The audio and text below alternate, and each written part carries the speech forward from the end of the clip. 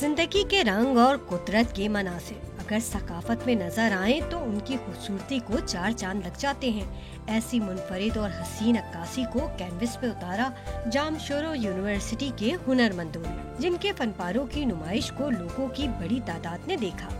हम यही चाहेंगे कि और भी नए आर्टिस्ट आएँ अपने एग्जीबिशंस लेकर। 70 साल गुजर गए पाकिस्तान को, तो अब हम लोग को इसकी ज़रूरत है कि अब हम पीस को थोड़ा सा कन्वे करें आर्ट के ज़रिए। काफ़ी आर्टिस्ट ने बहुत डिफरेंट तरीके से काम किया है, अच्छा लग रहा है, डिफरेंट कलर्स उन्होंने यूज़ किए हैं। नौजवान मुसव्विरों का कहना है कि अगर उनके काम को पसीराई मिले तो पाकिस्तान किसी भी तौर पीछे नहीं रहेगा।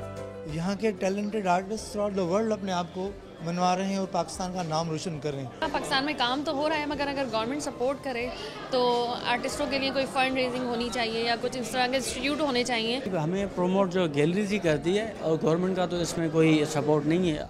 अमन और मोहब्बत के पैगंबर उन्हें अपने वसी ख्यालात कैनवस पर बिखेरे तो दीदा सेब रंगों के इंतखाब ने तख्लीक का हुस्न और बढ़ा दिया। यकीनन मोहब्बत अमन है और यही पैगाम नजर आया जामशोरों के इन फनकारों के शहपारों में। कैमरामैन शफीक दिलशाद के साथ नुसरत वसी, डॉन न्यूज़, कराची।